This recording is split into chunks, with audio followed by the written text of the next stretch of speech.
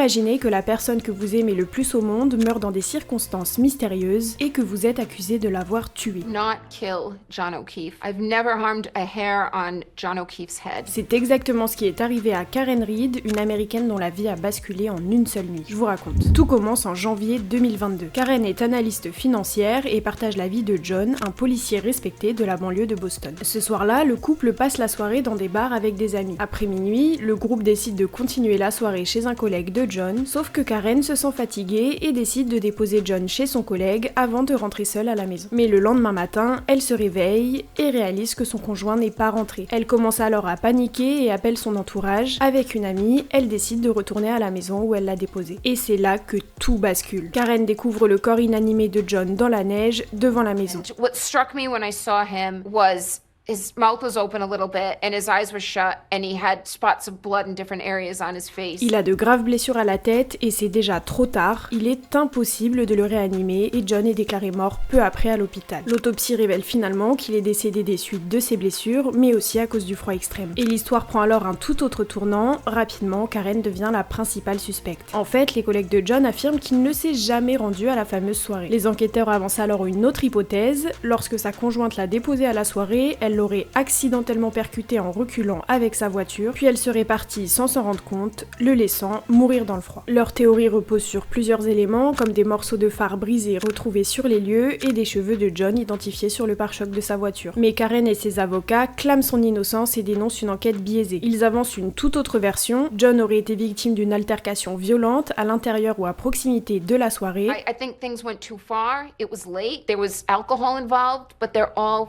family and there's many of them involved. Pour eux, ces blessures ne correspondent pas à un simple accident de voiture. Plus largement, la défense accuse la police de vouloir protéger leurs collègues en orientant les soupçons vers Karen, puisqu'ils pointent notamment les liens entre certains enquêteurs et des personnes présentes dans la maison cette nuit-là qui auraient pu influencer le déroulement de l'enquête. And me and my family and my attorneys and my team have marshaled every resource to get to the truth.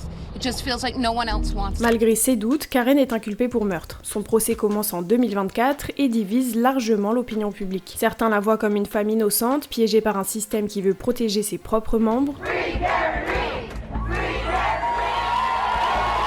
tandis que d'autres sont convaincus de sa culpabilité, s'appuyant sur les preuves matérielles contre elle. Après des semaines d'audience, les jurés votent, mais n'arrivent pas à se mettre d'accord sur le chef d'accusation pour homicide involontaire. Le procès est donc annulé, l'affaire est actuellement en suspens et Karen devra à nouveau affronter la justice en 2025. Mais alors, que s'est-il vraiment passé cette nuit-là ?